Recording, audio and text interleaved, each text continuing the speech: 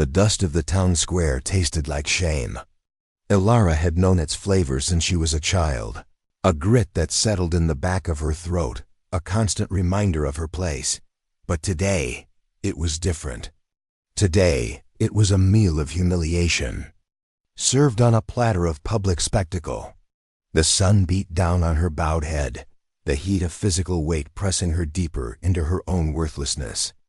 Her father, a man whose hands were as calloused from labor as his heart was from cruelty, stood on the steps of the general store, his voice a rusty hinge swinging on the humid air.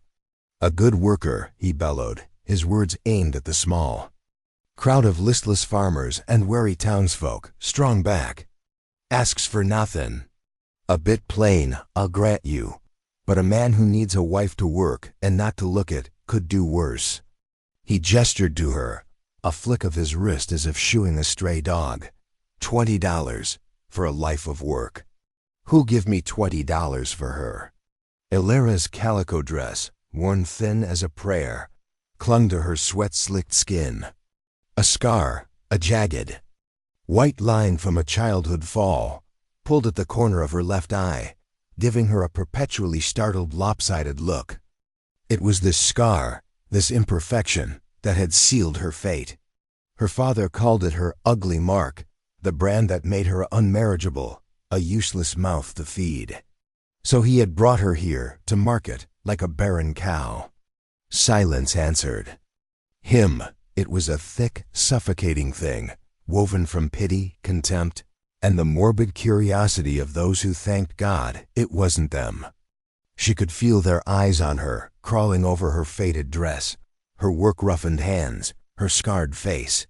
Each gaze was a small stone, and she was drowning under their weight.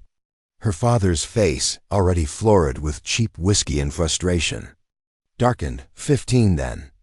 Damn you all. She can cook and clean better than any woman in this county. She can mend a fence and birth a calf. $15. He spat a brown stream of tobacco juice near her feet. The spittle sizzled on the hot dust, a tiny, angry sound that echoed the rage in her own silent heart. She squeezed her eyes shut, her world shrinking to the roaring in her ears and the frantic beat of her own pulse. She prayed for the earth to open, to swallow her whole, to pull her down into the cool, quiet dark where no one could look at her again. Please, she begged to a God she wasn't sure ever listened. Let it end. Just let it end.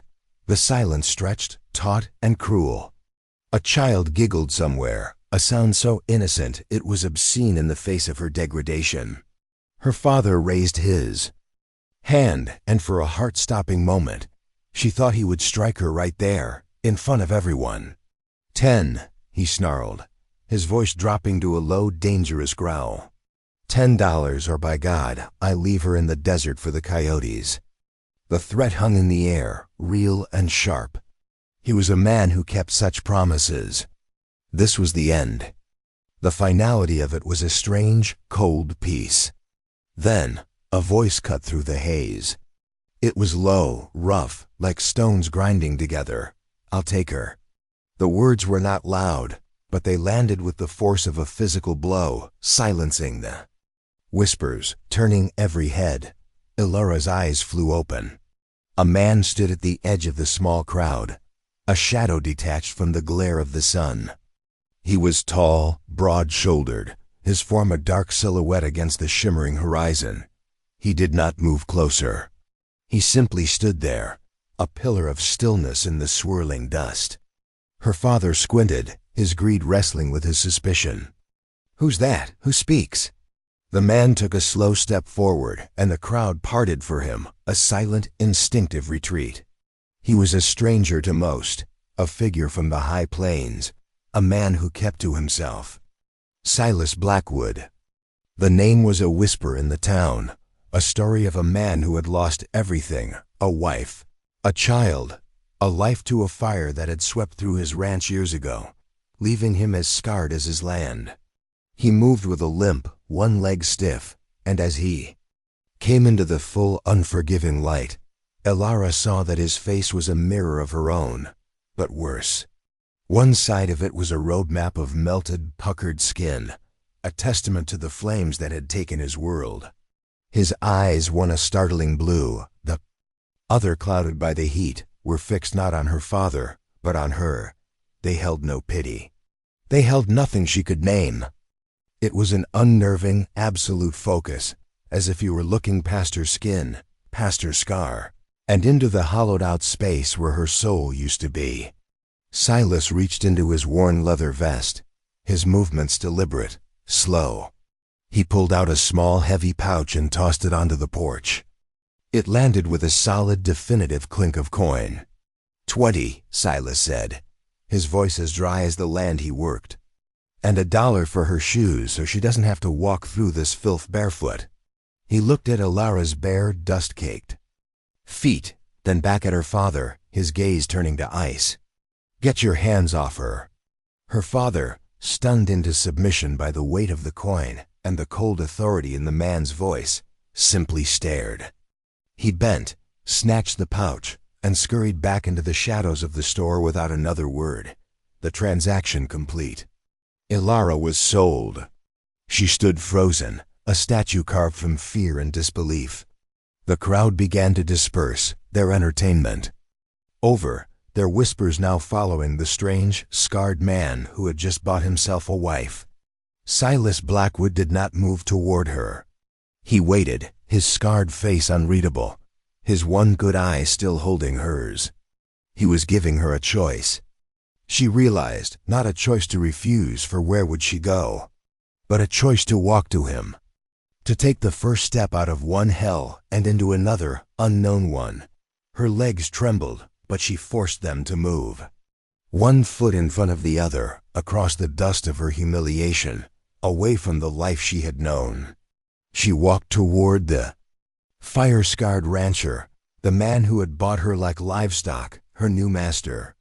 As she reached him, he did not offer a hand. He simply turned, his limp more pronounced as he started the long walk toward a wagon hitched at the edge of town. "Come on," he said, his voice still that low, rough grind. "It's a long way to the ranch, and the sky's promising a storm." She looked up. The brilliant, cruel blue of the sky was darkening at the edges, the air growing heavy. A storm was coming. She fell into step behind him, a silent shadow trailing a ghost, leaving the town in her name and everything she was behind in the dust. The journey was a silent one, measured by the rhythmic creak of the wagon wheels and the plodding of the two weary horses. Silas had not spoken another word since they'd left the town. He sat hunched over the reins, his gaze fixed on the endless, rolling plains that stretched out before them, a sea of brown and gold under the bruised purple of the storm-heavy sky. Ilara sat on the hard wooden bench beside him, her hands clenched in her lap, her body rigid with a tension that was almost painful. She stole glances at him, at the ruined side of his face, the way the scar tissue pulled at his mouth, giving him a permanent, grim set. He was a man carved from hardship, a landscape of pain. What did he want from her? The question screamed in her mind, a frantic bird trapped in the cage of her ribs. Was she to be a servant? A drudge? Something more? The fear was a living thing, coiling in her belly. She had been bought. Her body, her labor, her life belonged to him now. He had paid $21 for it. The thought made her feel sick. The sun dipped below the horizon, painting the clouds in violent strokes of orange and red, the last light of a dying day. The air grew cooler and the wind began to pick up, whispering through the tall grasses, a lonely, mournful sound. Still, he did not speak. The silence was a weight, heavier than any conversation could be. It was filled with the unspoken things, with his ghosts and her fears.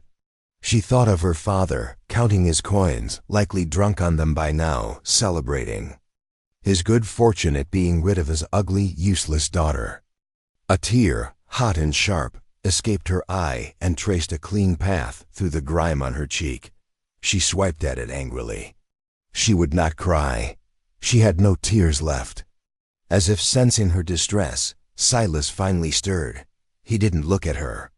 He just cleared his throat, a rough, gravelly sound. "There's a blanket behind you," he said. "It'll get cold." She fumbled behind her fingers finding the coarse wool of a heavy blanket. She pulled it around her shoulders, the rough texture a small, grounding comfort. The gesture, so small, so impersonal, was the first crack in the wall of her terror. It was not kindness, not yet, but it was not cruelty either. It was practical, a statement of fact. It will get cold. Here is a blanket. The simplicity of it was disarming. They rode on into the deepening twilight, the first drops of rain beginning to fall, fat and cold, spattering against the wagon bed. The world had shrunk to the small swaying space they occupied, a tiny island in a vast dark wilderness. His ranch was not a ranch. It was a ruin. They arrived in the dead of night, the storm now a full-blown tantrum, rain lashing down in blinding sheets, thunder cracking the sky open. In the brief, brilliant flashes of lightning, Ilara saw it, a skeleton of a house, a charred husk that had once been a home. One part of it, a small section at the back, had been crudely repaired with raw, mismatched lumber, a desperate patch on a mortal wound. A barn stood nearby, its roof sagging, its doors hanging precariously from their hinges. The land around it was fallow, choked with weeds and littered with the blackened bones of what must have been trees. This was not a place of life. It was a graveyard.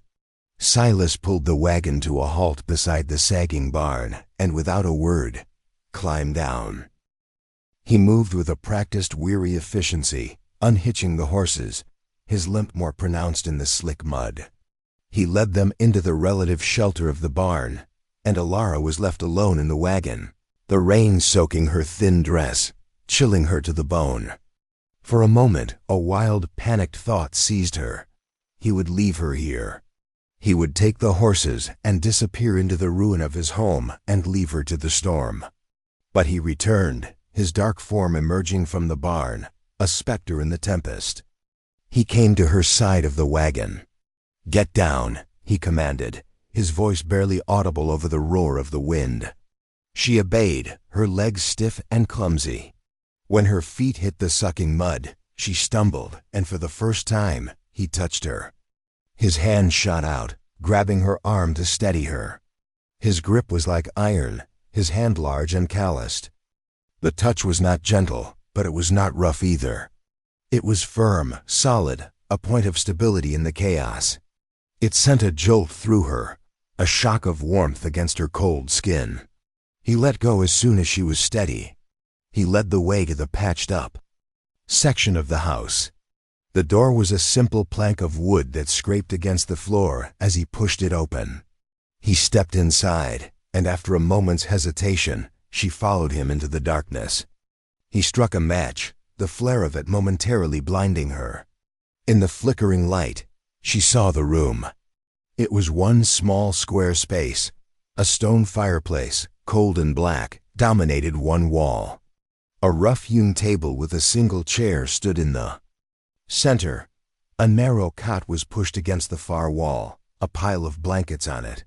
The air was thick with the smell of wood smoke, rain, and a profound, suffocating loneliness. This was his life. This was her life now. He lit a lantern on the table, and the room was cast in a steady, golden glow. He looked at her then, really looked at her, his gaze taking in her soaked dress, her shivering form. He turned away, went to a wooden chest in the corner, and pulled something out. He tossed it onto the table. It was a man's shirt, large and made of thick flannel. "Take off the wet things," he said, his back to her. "You'll catch your death." He walked to the fireplace and began to build a fire, his movements methodical, his focus absolute. He was giving her privacy, a small unspoken courtesy. That felt monumental. Her fingers were numb, clumsy, but she managed to unfasten the buttons of her dress. The wet fabric peeled away from her skin, and she was left standing in her thin chemise, shivering violently. She pulled on the flannel shirt. It fell to her knees, the sleeves ridiculously long. It smelled of him, of smoke and pine and something else, something uniquely male. The scent was both frightening and strangely comforting.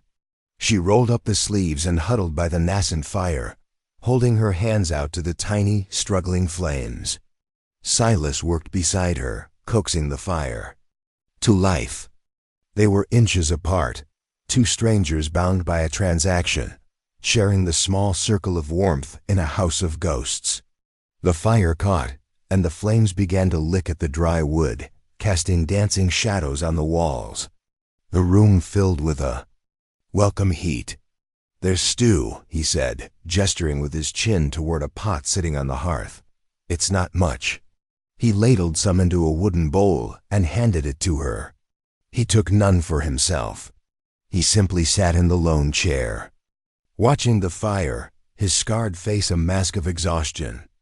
The stew was thick with potatoes and a few pieces of tough meat, but it was hot, and it was the most delicious thing she had ever tasted. She ate slowly, savoring the warmth that spread through her belly. When she was done, she placed the bowl on the floor. The silence returned, but it was different now. The fire and the food had taken the edge off it. It was no longer a silence of terror, but one of weariness. "The cot is yours," he said, his voice quiet. He hadn't looked at her. He was still staring into the flames, as if seeing something she could not. "Where will you sleep?" The question was out before she could stop it. It was the first thing she had said to him. Her voice was a croak, rusty from disuse. He finally turned his head, and his one good eye met hers. "Floor," he said simply. He stood, took a couple of blankets from the chest, and laid them out on the hard-packed earth floor near the hearth, as far from the cot as the small room would allow. He was giving her the only bed. He was giving her the warmth of the fire. He was giving her a space that was hers alone. He lay down, pulling a blanket over himself, and turned his back to her. Within minutes, the steady rhythm of his breathing filled the room, a slow, deep sound that told her he was asleep. Ilara sat there for a long time, watching him, watching. The fire, the storm raged outside, but in this small, broken room, there was a strange, fragile peace. She was not a wife. She was not a servant. She did not know what she was. But for the first time in her life, she had a space of her own, a bed she did not have to share, and a locked door, even if it was just a plank between her and the world. She finally rose and crept to the cot. She lay down, pulling the rough blankets up to her chin. She was still wearing his shirt. She could still smell the scent of him. She lay awake, listening to the rain on the roof and the sound of the scarred man breathing in the dark. She was a prisoner here, bought and paid for. But tonight, in this house of ruins, she felt, for the first time, the faintest glimmer of something she had never dared to hope for: safety. And in the heart of that paradox, exhausted and afraid, she finally slept. The days that followed fell into a rhythm of silent labor. There were no instructions, no commands. There was only work, endless and brutal, and she learned her role by watching him. He rose before the sun, his movements quiet, economical. He would already have the fire going by the time she stirred on her cot. He would leave a piece of hard bread and a cup of weak, bitter coffee on the table for her before heading out to the barn. She would eat, then follow. The first morning, she had stood uncertainly in the doorway of the barn, watching as he mucked out the stalls of the two horses. He didn't acknowledge her presence. He just worked, his powerful shoulders straining, the muscles in his back cording under his worn shirt. After a moment, she picked up a pitchfork and started on the other stall. He paused, his shovel halfway to the wheelbarrow, and watched her for a beat. His one good eye was narrowed, assessing. He gave a single, almost imperceptible nod and then returned to his work. That was it. That was her initiation. From then on, they worked side by side, two silent figures moving through the landscape of ruin. They mended the fences that enclosed the small fallow pasture, their hands working in unison, stretching the wire, pounding the posts. Her hands, already calloused, grew tougher, blistering and bleeding and healing over again. He never offered help, but she would find a pot of salve on the table in the evenings, a silent offering. She learned to read his movements, the subtle shift of his weight that meant he needed the hammer, the way he would pause and stare at the horizon when his bad leg was paining him. She learned the language of his silence. A grunt could mean approval. A tightening of his jaw meant frustration. A long, slow exhale at the end of the day was the closest he came to expressing relief. The house was her domain. It was a shell, a wound, and she poured her energy into cleaning it, as if by scrubbing away the grime and the soot, she could scrub away the ghosts that haunted it. She swept the floors, washed the single window until it gleamed, and used a bucket of lye and a stiff brush to scour the blackened stones of the fireplace. She found a crate of old linens, yellowed and smelling of smoke, and she washed them in the creek until her knuckles were raw, hanging them on a line she strung between two dead trees. They fluttered in the wind, patches of white against the desolate landscape, a small flag of defiance. One afternoon, while clearing out a corner of the main ruined part of the house, her shovel hit something hard. It was a wooden chest, charred, but intact. She pried it open. Inside, nestled in scorched fabric, was a child's doll with a porcelain face, cracked and blackened by fire, and a small leather-bound book. She opened the book. It was a book of poetry, the pages brittle, the edges singed. On the inside cover, in a delicate, looping hand, was a woman's name, Lillian Blackwood. And underneath it, a single line, "Where there is ruin, there is hope." For a treasure. She felt a pang of something sharp and painful. This was his wife's. This was Lillian's. She looked at the doll, at its broken face. A child's. Their child. The grief in this place was a physical presence, a cold spot in the air. She closed the chest gently, a sense of trespass making. Her skin prickle. She was sleeping in a dead woman's house, working a dead woman's land. That night, the silence at the table felt different. It was heavier, charged with the history she had unearthed. Silas seemed to sense it. He looked at her, his gaze more direct than usual. "What is it?" he asked, his voice a low rumble.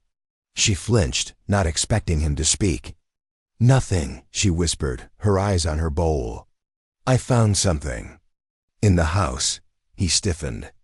His hand, which had been resting on the table, clenched into a fist. What? A chest. With a doll. And a book. His face became a mask of stone, the scars standing out in sharp relief. The silence that followed was terrible, a living, breathing monster in the small room. He pushed his chair back, the sound of it scraping on the floor, a violent shriek. He stood and walked to the door, staring out into the blackness.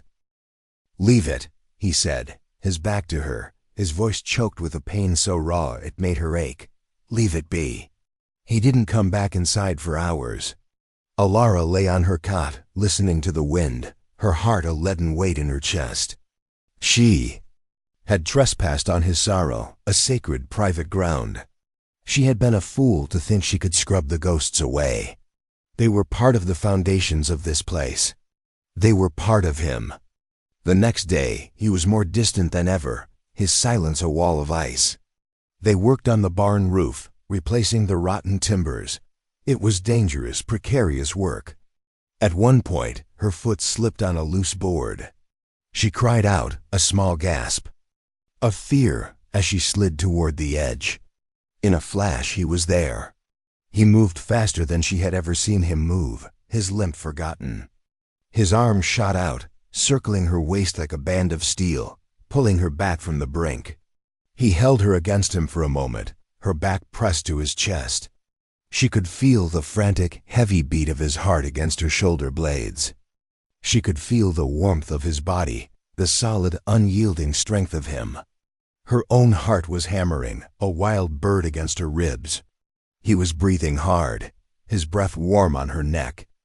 The moment stretched, suspended in time. It was the closest they had ever been. Then, as quickly as it had happened, it was over. He released her, stepping back, his face grim. "Be careful," he grunted, and turned back to his work. But something had shifted. The wall of ice had cracked. That night he spoke again. "You're a hard worker," he said, not looking at her, his voice low. It wasn't a compliment. It was a statement of fact, like his comment about the blanket. But it landed in her chest with the warmth of a hearth fire. "So are you," she whispered back. He looked up, surprised, and for the first time, she saw something flicker in his one good eye. It wasn't kindness, not yet. But it was a flicker of acknowledgement. A recognition that they were two people, not just a master and his property, but two people working against the same unforgiving land, under the same lonely sky. The trust was not built in words. It was built in the shared weight of a timber, in the silent passing of a tool, in the knowledge that if she slipped, he would catch her. It was a slow, painful, clumsy thing, this process of two broken souls learning to occupy the same space. They were like two wild, wounded animals, circling each other, wary and afraid, but slowly, tentatively, beginning to recognize that the other was not a threat, but a fellow survivor. One evening, a storm rolled in, more violent than the one on the night she arrived. The wind howled like a banshee, and the rain beat against their patched-up roof with a furious rhythm. A leak sprang near the fireplace, a steady drip, drip, that echoed the unease in the room. Silas stood at the window, staring out at the maelstrom, his body tense. Ilara watched him, a knot of anxiety tightening in her stomach. She had seen him like this before, when the sky darkened. He was afraid of storms. Or rather, he was afraid of the lightning that came with them. A brilliant flash lit up the room, followed by a deafening crack of thunder that shook the small house to its foundations. Silas flinched, a violent full-body tremor. He closed his eyes, his hand gripping the window frame so tightly his knuckles were white. The scarred side of his face seemed to pulse in the flickering lantern light. He was not just afraid. He was reliving something. The fire. It had been a lightning strike, she realized. A lightning strike that had taken his home, his wife, his child. She rose from her seat by the fire and walked to the table. She poured 2 cups of the chicory coffee they drank and added a small, precious spoonful of sugar to each from a stash she had found and saved. She walked over to him and held out a cup. He didn't open his eyes. "Go to bed, Ilara," he said, his voice strained. She didn't move.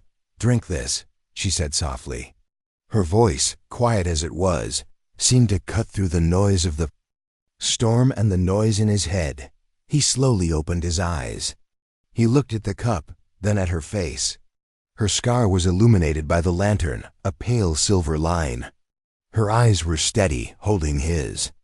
He took the cup, his calloused fingers brushing against hers. The touch was brief, accidental, but it sent a tremor through her. He drank, the hot, sweet liquid seeming to calm the storm inside him.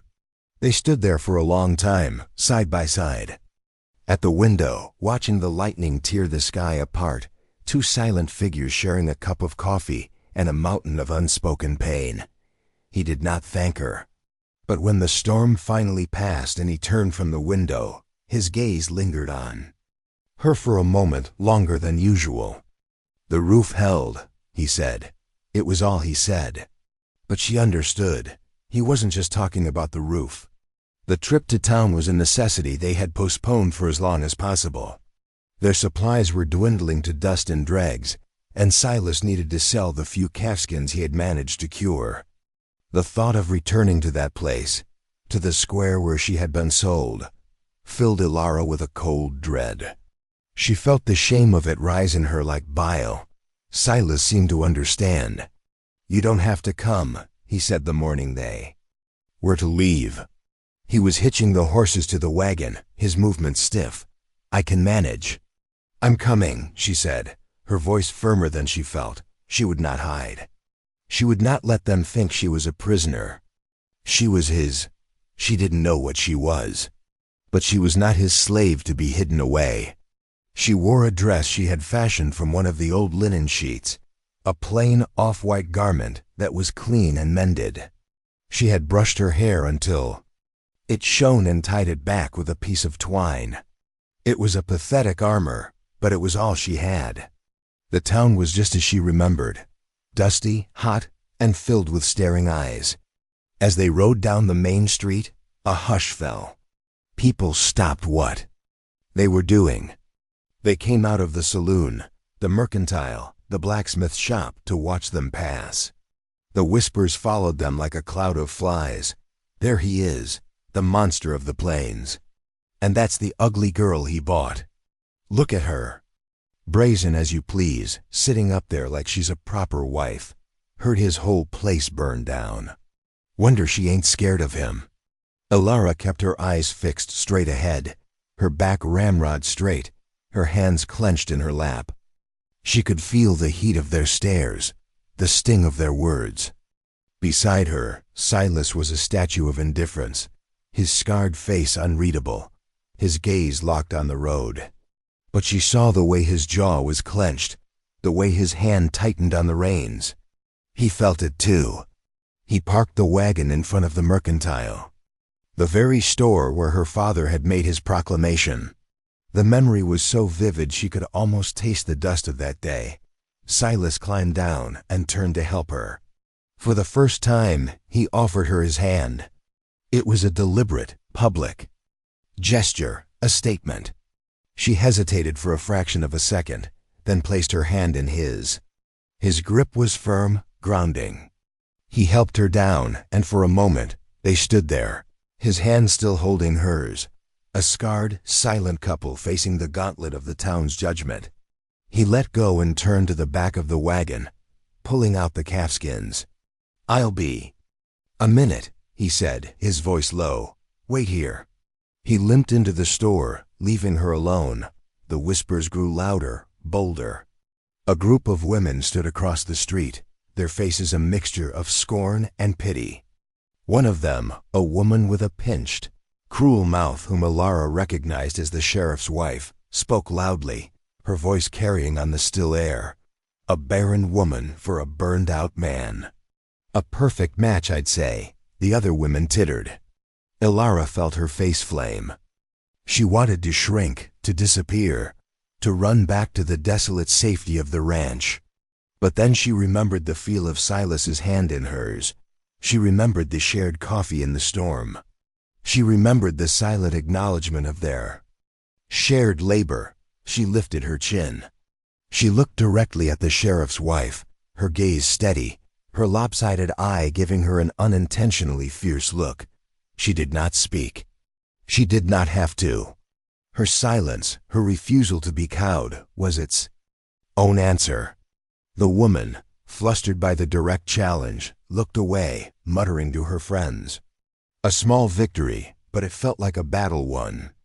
Just then, a small girl, no older than 5, broke away from her mother and toddled toward the wagon. She had a wildflower clutched in her chubby fist, a bright splash of purple against the brown dust. She stopped in front of Elara and stared up at her, her head cocked to one side. She was looking at Elara's scar. Elara braced herself for the usual reaction, fear or a child's cruel, unfiltered comment. But the little girl just smiled, a wide, toothy grin. She held out the flower. "For your face," she said, her voice clear as a bell. "It's like a star." Elara froze, her heart stopping in her chest. A star. No one had ever seen anything but ugliness in her scar. She slowly knelt, her knees protesting, until she was at eye level with the child. She looked into the girl's innocent, curious eyes. "Thank you," Elara whispered, her voice thick. She took the flower, her rough fingers gentle as they closed around the delicate stem. The girl's mother rushed forward, her face a mask of apology. "Oh, I am so sorry, ma'am. Rose, you come back here." Don't you be bothering the lady." But Alara looked up at the mother and smiled. It was a real smile, the first she had. Felt on her lips in years. It felt foreign, rusty. "She's no bother," Alara said. "She's a delight." Silas came out of the store then, a sack of flour on his shoulder. He stopped, taking in the scene. Alara kneeling in the dust, the flour in her hand, the mother and child staring. His one good eye softened, the hard lines around it seeming to melt away for just a second. He walked to the wagon and loaded the flour, then turned to the woman. "Ma'am," he said, his voice a low rumble. He nodded his head in a gesture of respect. The woman, surprised by his civility, nodded back, grabbed her daughter's hand, and hurried away. Silas looked at Alara, who was still kneeling in the dust, staring at the small purple flower in her hand as if it were a diamond. He didn't say anything. He just waited for her to stand, then helped her back onto the wagon. As they rode out of town, the stares and whispers followed them, but they had lost their power. They were just noise, distant and meaningless. Alara held the small wildflower all the way back to the ranch. She placed it in a cup of water on the table, a tiny spot of color in their monochrome world. That night, as they sat in their usual silence, Silas spoke. "The woman who helped you," he said, his voice hesitant, "after the fire. She had a face like that little girl's, open." Alara looked up, surprised by the personal revelation. He was talking about Lillian. He was sharing a piece of his pain with her. What was she like? Alara asked, her voice barely a whisper. He was silent for a long time, staring into the fire. "She liked flowers," he said finally. "She would have liked that one." He looked at the small purple wildflower. Then he looked at Alara, and his gaze was not on her scar. It was on her. And in his one good eye, she did not see a reflection of her ugliness. She saw a reflection of the firelight, and for the first time, she thought it might not be a reflection of the flames that destroyed, but of the flames that warm. The small act of defiance in town, the child's innocent gift, had changed something. The whispers had not turned to respect, not yet. But a seed of solidarity had been planted, a tiny wildflower growing in the dust of their judgment. And in the house of ruins, two broken souls had taken another clumsy step toward healing. The seasons turned, the relentless sun of summer giving way to the crisp, golden light of autumn. The land around the ranch, once a uniform brown, was now flecked with the fiery colors of the changing leaves on the scrub oaks. The work did not lessen, but it changed. They harvested the meager crop from the small garden Alara had painstakingly coaxed from the hard soil, a few dozen potatoes, a handful of tough-skinned squash, some stringy carrots. It was a pathetic bounty, but it was theirs, earned with their own sweat and toil. They spent their days reinforcing the barn against the coming winter, patching the walls, securing the roof. The rhythm of their shared labor was as familiar now as breathing. The silences were no longer empty, but filled with a comfortable, unspoken understanding. One afternoon, as they were splitting logs for the fireplace, the axe handle, slick with sweat, slipped from Silas's grasp. He cried out, a sharp, guttural sound of pain, and stumbled back, clutching his good hand. Blood welled between his fingers. Alara dropped her own axe and rushed to his side. "Let me see," she said, her voice steady despite the frantic beating of her heart. He was reluctant, his instinct to hide his pain, his weakness still strong. But he let her take his hand. A deep, ragged gash ran across his palm, bleeding profusely. "It's deep," she said, her voice calm. "We need to clean it, stitch it." She led him to the house, to the table, and sat him in the lone chair. She worked with a quiet efficiency that surprised even herself. She washed the wound with clean water and whiskey, the only antiseptic they had. He hissed in pain as the alcohol stung the raw flesh, his body rigid, but he did not pull away. He watched her, His one good eye narrowed as she threaded a needle. With a piece of boiled twine. Her hands were steady as she began to stitch the wound closed. Her movements were precise, her touch gentle. She was completely focused on her task, her brow furrowed in concentration. The scar by her eye seemed less a mark of ugliness and more a testament to a past she had survived. In that moment, she was not plain, not ugly. She was strong. She was capable. She was beautiful. The thought struck Silas with the force of a physical blow. He had bought her for her strong back, for her silence, for the fact that her brokenness matched his own. He had not expected this. He had not expected to find a strange, quiet beauty in her competence, in her resilience. He had not expected to feel this pull toward her. She finished the last stitch and tied it off, her movements deft. She wrapped his hand in a clean strip of linen. "You need to rest it," she said, her voice soft. "I can finish the wood." He looked at his bandaged hand, then at her. Her face was smudged with dirt, her hair coming loose from its tie, but her eyes were clear and full of a quiet concern. "Thank you," he said. The words felt inadequate, small. But they were all he had. He had not said them to her before. The dynamic between them shifted after that. He was forced to be still, to let her take the lead in the heavy work. He watched her as she swung the axe, her body moving with a surprising grace and power. He watched her as she hauled the wood, her face set in a look of grim determination. She was not just a worker. She was a partner. In the evenings, with his hand throbbing, he could not distract himself with chores. He sat by the fire and watched her. He watched her mend his shirts, her fingers nimble. He watched her knead bread, her arms strong.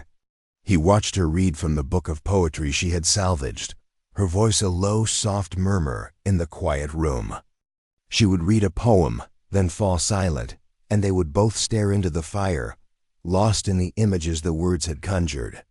One night, she read a line that made him look up. "Love is not a harbor. It is a wide open sea." She looked at him then, her gaze direct, questioning. The air in the small room grew thick, charged with an unspoken emotion.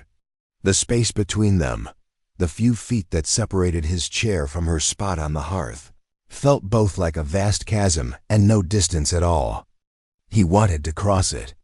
The urge was a physical ache in his chest.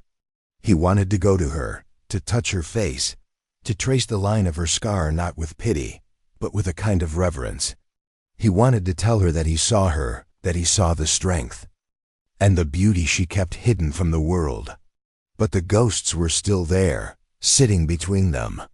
The ghost of Lillian, of his child, of the life he had lost. The ghost of her father, of the shame of the auction block. He was a man defined by his losses, and she was a woman defined by her wounds. How could two such broken things ever hope to make a whole? He looked away, back into the fire. "It's just words, Ilara," he said, his voice rougher than he intended. "Poets don't have to live in the real world." He saw the flicker of hurt in her eyes before she masked it, her face becoming smooth, unreadable again. She closed the book. "I'm tired," she said, her voice flat. "Good night." She went to her cot and turned her back to him, and the wall between them was back, higher and thicker than before. He had hurt her. He had seen a flicker of hope, of tenderness, in her eyes, and he had snuffed it out with his own fear.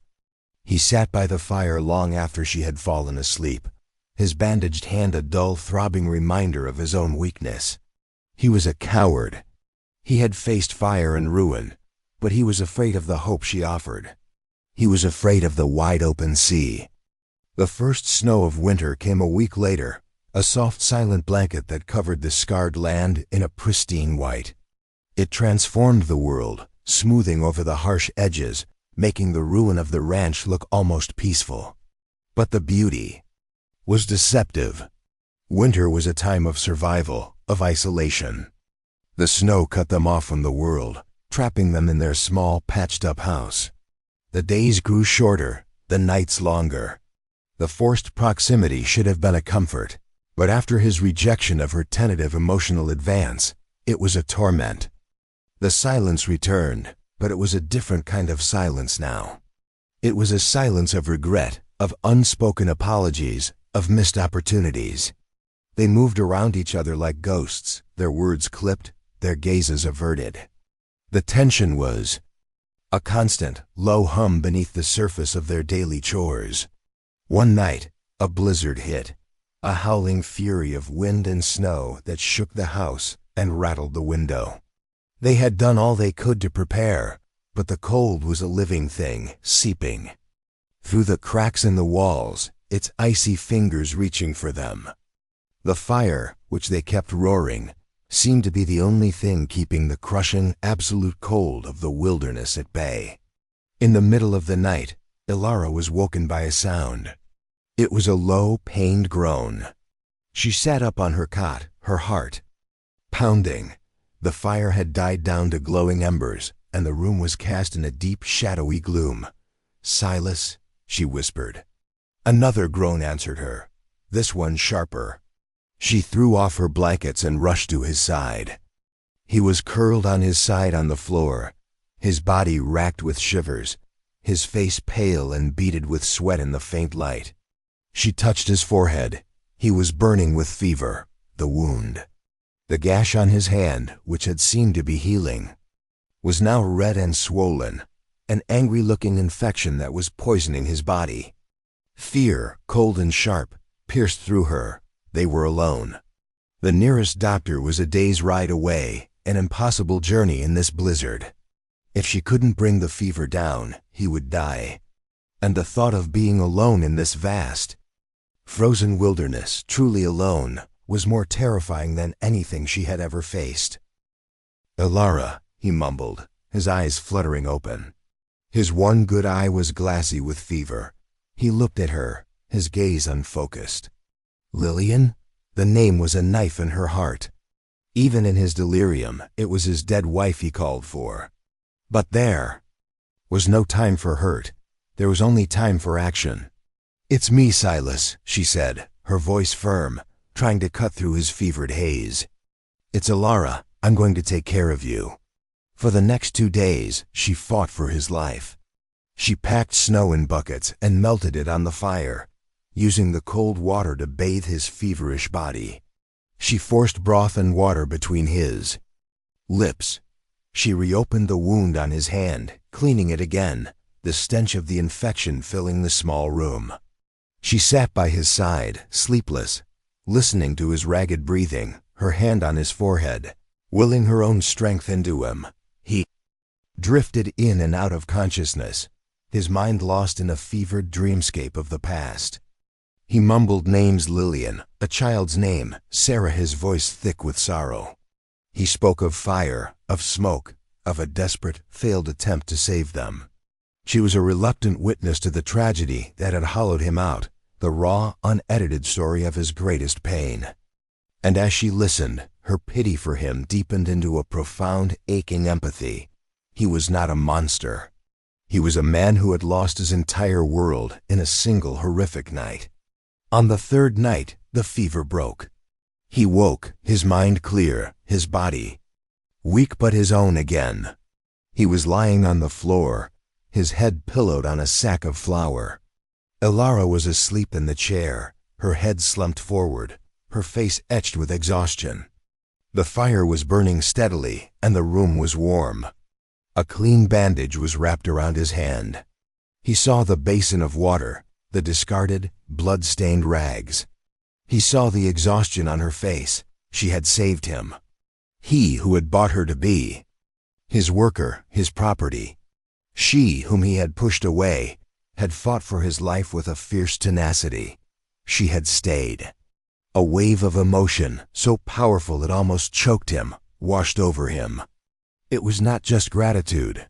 It was something more, something deeper. It was the feeling of being seen, of being cared for, not out of duty, but out of a genuine human connection. He had been alone in his grief for so long, a ghost haunting the ruins of his own life, but she had seen him. She had touched his wounds, both physical and emotional, and she had not flinched. He reached out his good hand, his fingers trembling, with weakness, and gently touched her arm. Her eyes fluttered open. They were bloodshot, shadowed with fatigue. She looked at him, her expression wary. "The fever's gone," he said, his voice a hoarse whisper. Relief washed over her face, so pure and profound it was like the sun breaking through the clouds. A single tear traced a path down her cheek. "I was so scared," she whispered. He didn't know what to say. The words, "thank you," felt like pebbles against a mountain. So he just looked at her, and for the first time, he let her see past the walls, past the scars, to the broken man she had just saved. He let her see the gratitude, the regret, the dawning of a new, terrifying, and wondrous emotion. He let her see the hope she had rekindled in the ashes of his heart. The blizzard passed, and the world outside was a silent, white expanse. But inside the small, warm house, the ice between them had finally, irrevocably, thawed. The struggle was no longer just about survival against the elements. It was about learning to survive the hope that was beginning to grow between them. The spring thaw came late that year, a slow, grudging retreat of the snow that revealed a land washed clean, ready for a new beginning. The creek swelled with melted snow, its voice a cheerful burble that replaced the mournful howl of the winter. Wind, the air smelled of damp earth and the promise of green things. The intimacy forged in the crucible of the blizzard lingered between them. The silence was different now, a shared space rather than a dividing one. They spoke more, their conversations, no longer just about the practicalities of work, but about small, personal things. He told her about the horses, their temperaments, their histories. She told him about the wildflowers she remembered from her childhood, before the scar, before the shame. They were tentative, clumsy explorations, two people learning a new language. But the unspoken thing, the powerful current of emotion that flowed between them, remained just beneath the surface. It was in the way his gaze would linger on her when he thought she wasn't looking. It was in the way she would leave his coffee on the table in the morning, just the way he liked it. It was in the small, unconscious gestures of care that had become the bedrock of their life together. One day, a rider appeared on the horizon, a dark speck moving slowly across the vast greening plains. It was the first visitor they had had since Ilara's arrival.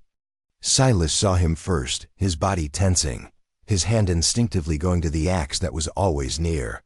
Old habits died hard. Ilara came to stand beside him, her hand shading her eyes. As the rider drew closer, she recognized him. It was Mr. Abernathy, the owner of the mercantile, a kind, elderly man with gentle eyes who had always given her an extra measure of flour when her father sent her to the store. He rode up to the house and dismounted, his face a mixture of curiosity and concern. "Blackwood," he said, nodding to Silas. "Ma'am," he said to Ilara, tipping his hat. His gaze was kind, without the pity or scorn she was used to. "Just checking on my neighbors," Abernathy said, his eyes taking in the repaired barn, the neat stack of firewood, the small, thriving garden. "Heard you had a rough winter." The town's gossip network was as reliable as the seasons. "We managed," Silas said, his voice neutral, guarded. "My wife is a good nurse." The word hung in the air between them. My wife, he had never called her that before. He had said it to Abernathy, but it was meant for her. Ilara's heart gave a painful lurch. It was a simple word, a statement of legal fact, but from his lips, it sounded like a vow. She felt a blush creep up her neck, a warmth that had nothing to do with the sun. Abernathy smiled, a genuine, warm smile. "I can see that. You both look well." He looked from Silas's clear eyes to Ilara's face, which had a bit of color in it now, a healthy glow that had replaced the pallor of fear and malnourishment. "The town—" "They talk," Abernathy said, his voice dropping. "But some of us, we see things differently. we see a man making a new life. And a woman finding her strength. He reached into his saddlebag and pulled out a small, cloth-wrapped bundle. My missus sent this, some seeds for your garden, and a bit of ribbon for your hair. He handed the bundle to Ilara. She took it, her fingers trembling slightly. Inside were packets of seeds, beans, corn, zinnias, and a length of blue satin ribbon. It was the most beautiful thing she had ever owned. Thank you, she whispered, her voice thick with an emotion she couldn't name. Tell your wife, thank you. She said a bit of color does a soul good, Abernathy said. He nodded to them both, mounted his horse, and rode away, leaving behind him the gift of seeds and the even greater gift of acceptance. That night, Ilara tied the blue ribbon in her hair. She looked at her reflection in the murky glass of the window. The ribbon was a stark, vibrant blue against her plain brown hair. It made her feel pretty. When Silas came in from the barn, he stopped. In the doorway, his gaze fixed on the ribbon. He didn't say anything, but the look in his one good eye was more eloquent than any words. It was a look of raw, unguarded admiration. He crossed the room and stood before her, closer than he had ever stood before. He reached out his hand, not the scarred one, but the one she had mended, and gently, hesitantly, he touched the ribbon. His fingers brushed against her hair, sending a shiver down her spine. Blue, he said, his voice a low, rough whisper. It's the color of the sky, after a storm. He let his hand fall, but he didn't move away. They stood there, caught in the charged space between them, the air electric with all the things they had never said. The pull was undeniable, a force of nature as powerful as the winter blizzard. He lowered his head, and she lifted hers. His scarred face was inches from hers. She could see the flicker of the firelight in his good eye. She could feel the warmth of his breath on her skin. This was it. The moment she had secretly, desperately yearned for. But just as his lips were about to touch hers, a shadow fell across the open doorway. A man stood there, silhouetted against the twilight sky. He was stout, florid-faced, and he carried the stench of whiskey and malice like a shroud. It was her father. The sight of him was a physical blow. All the air went out of Ilara's lungs, and the fragile warmth that had been blooming in her chest turned to a shard of ice. The blue ribbon in her hair felt like a brand, a mark of a happiness she had no right to. Her father's eyes, small and piggy, darted around the small, clean room, taking in the roaring fire, the mended furniture, the general air of humble domesticity. His gaze lingered on the table, where a loaf of freshly baked bread sat cooling. His lip curled in a sneer. Well, well, he slurred, his voice thick with drink and resentment. He took a swaggering step into the room, his presence a violation, a poison seeping into their sanctuary. Look at my little ugly duckling, playing house. Silas moved, placing himself between Ilara and her father. His body was a wall of solid muscle, his posture radiating a quiet, lethal menace. What do you want? Silas's voice was dangerously low, a growl rumbling in his chest. Her father laughed, a wet, unpleasant sound. What do I want? I want my due. I hear you're doing well for yourself, Blackwood. Got my girl working the land, turning a profit. I made a bad bargain. $20 was nothing. She's worth more. The deal is done, Silas said, his voice flat, cold as stone. She's my wife. You have no claim on her. Wife? Her father scoffed. You think a piece of paper from a drunken justice of the peace makes her a wife? She's my blood, my property, and I've come to collect. He took another step, and Silas didn't move, but the air around him seemed to crackle with tension. Get out of my house, Silas said. Her father's drunken confidence seemed to falter for a moment in the face of Silas's cold fury. But then his eyes narrowed with a spiteful cunning. Oh, I'll go, he said, a malicious grin spreading across his face. But you should know what you bought, Blackwood. You should know the truth about your precious wife." He looked at Alara, his eyes gleaming with a cruel triumph. "You ever wonder where she got that scar? I told everyone she fell. A childhood accident. But that's not the truth, is it, Alara?" Alara felt the blood drain from her face. The room started to spin. "No, please no. She was a willful child," her father continued, his voice dripping with false sympathy. "Always defiant. Had to be taught a lesson. A hot poker from the fire. It teaches a lesson a child doesn't forget." He was lying. It had been an accident. She had tripped near the hearth, a clumsy, careless child. But the way he said it, the casual cruelty in his voice, made it sound plausible. It was a lie designed to destroy her, to turn Silas's budding tenderness into disgust, to turn her scar from a mark of survival into a brand of shame. "He's lying," Alara whispered, her voice trembling. She looked at Silas, her eyes pleading with him to believe her. His face was unreadable, a mask of stone. The doubt, the possibility that he might believe her father, was a pain sharper than any physical blow. "And that's not all," her father pressed on, sensing his advantage. "She's not just ugly and defiant. She's barren, cursed. My own wife, her mother, said so before she died. Saad Alara would never bear a child. You bought damaged goods, Blackwood. A barren, ugly mule." The words hit her with the force of a physical assault. Barren. It was the word that had haunted her, the unspoken fear that had lived in the deepest, darkest corner of her heart. To have it thrown at her now in front of Silas was the ultimate humiliation.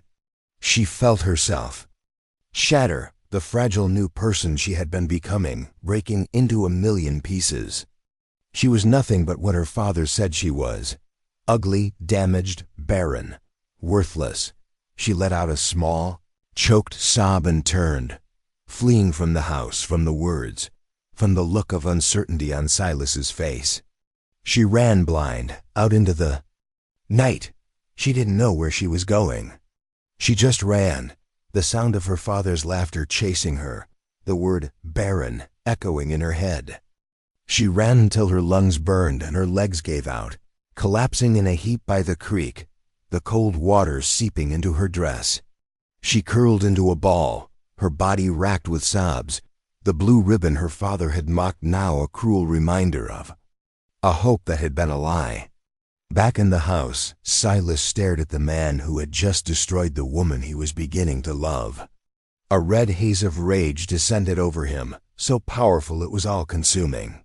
He took a step toward her father, his hands clenched into fists, the desire to kill, to crush the life out of this vile creature, a roaring inferno in his blood.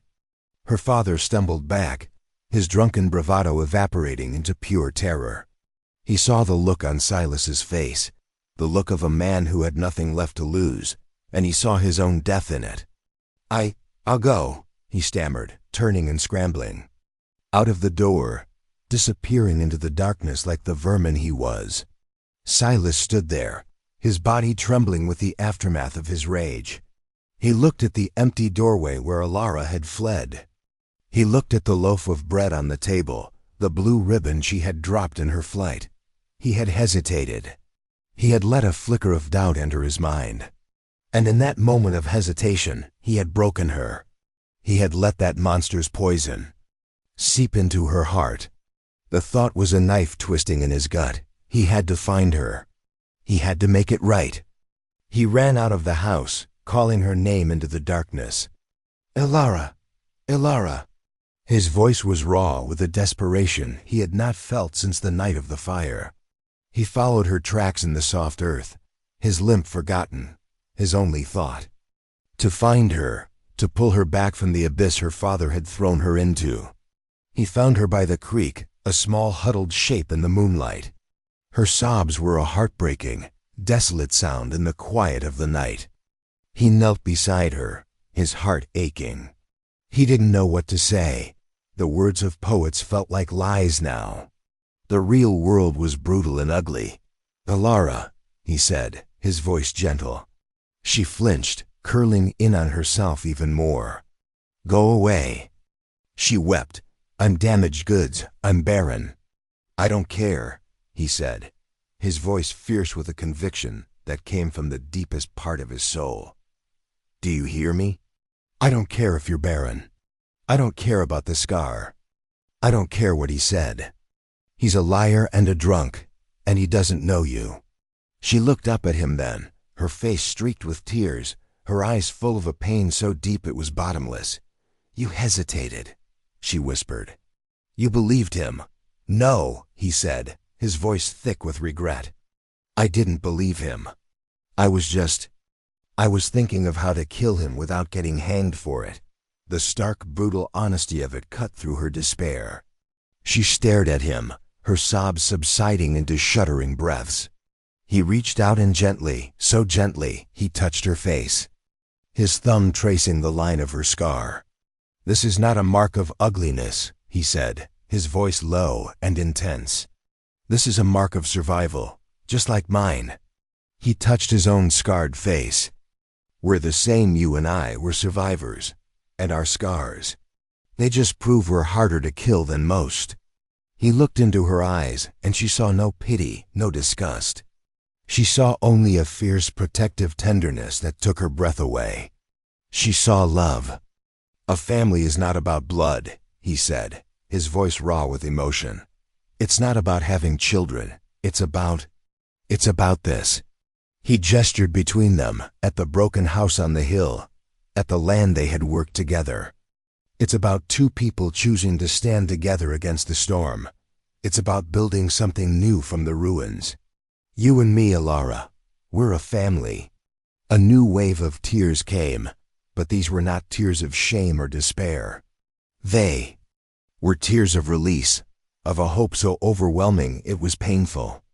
He pulled her into his arms, holding her tightly against his chest, and she clung to him, burying her face in his shirt, breathing in the familiar scent of smoke and pine and safety.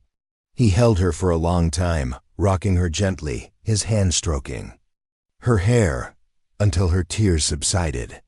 The final test had come, not in the form of a storm or a fire, but in the form of a cruel, drunken man with a poisoned tongue. And they had faced it. They had chosen to stand and fight for what they had built. He helped her to her feet, his arms securely around her waist. Together, they walked back to the house, to their home. The fire was still burning, casting a warm, welcoming glow. He picked up the blue ribbon from the floor, and gently, he tied it back into her hair. Then he kissed her. It was not a kiss of passion, but of promise. It was a kiss of acceptance, of healing. It was the kiss of a man who had looked into the face of ugliness and had seen beauty. It was the kiss of a woman who had been told she was worthless and had finally believed she was not.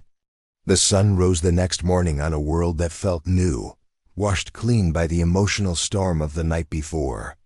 The air was crisp, the sky a brilliant, cloudless blue. In the small house, a quiet transformation had taken place.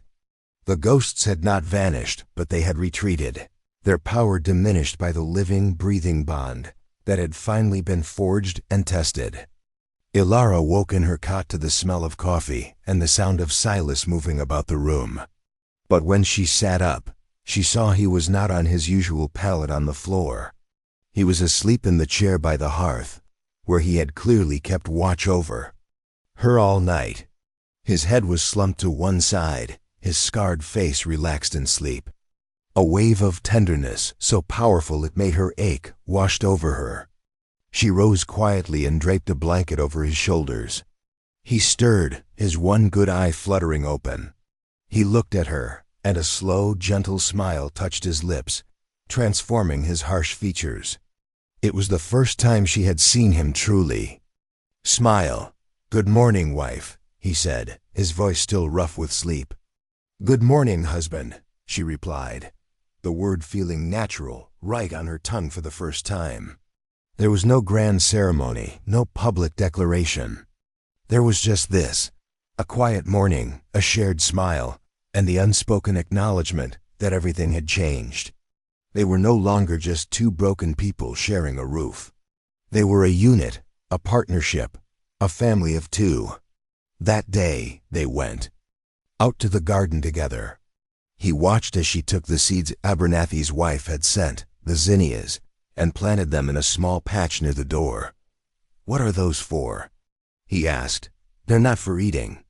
"No," she said, pressing a seed into the dark, rich earth.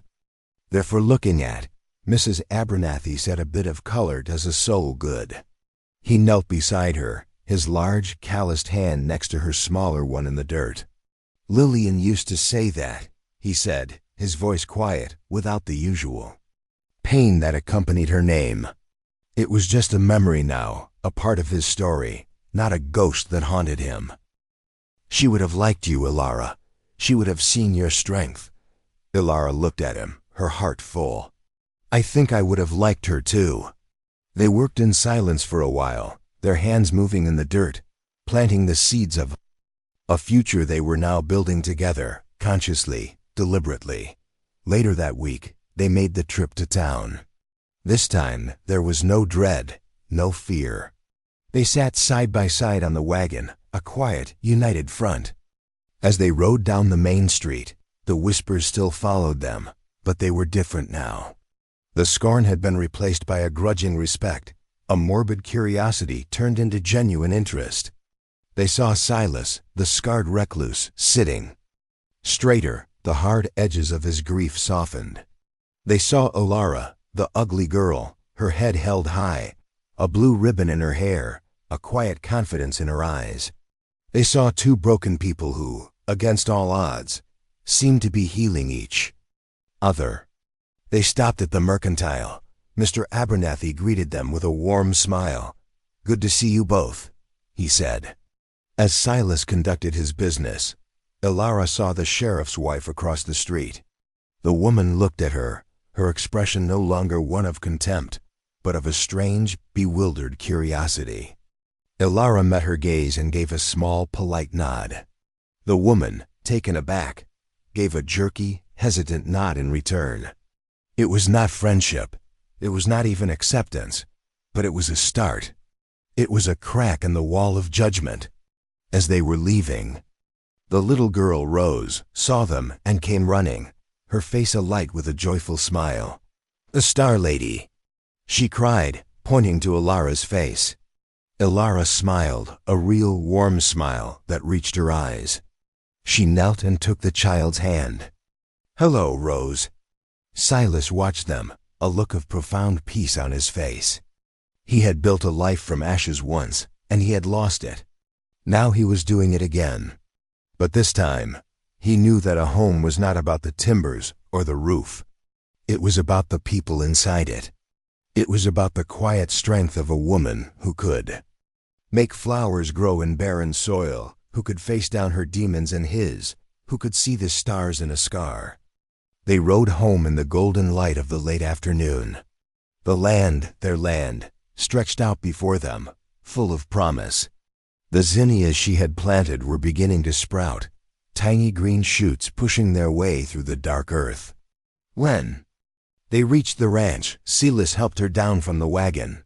He didn't let go of her hand. He led her to the crest of the small hill that overlooked their home. The house, with its patched roof and single gleaming window, looked small but sturdy in the vast landscape. A thin curl of smoke rose from the chimney, a sign of life, of warmth. "I was wrong," Silas said, his voice a low rumble as he looked out at their home. "About what poets say." He turned to her, his one good eye full of a love so deep and powerful it was breathtaking. "Love is not a harbor. It's not a wide-open sea. It's this." He squeezed her hand. "It's building a house in the wilderness together. It's planting a garden and waiting for the seeds to grow. It's choosing to stay when the storm hits." He reached up and touched her face, his fingers tracing the scar by her eye with a reverence that made her tremble. "They were all wrong," he whispered, his voice thick with emotion. "Everyone who ever looked at you, they saw a scar. I see the place where the light gets in." And in the vast silent cathedral of the open plains, under the endless, patient sky, the two broken souls were finally, irrevocably, whole. They had been sold, scarred, and shattered. But here, in the ruins, they had found not just survival, but redemption. They had found family. They had found home.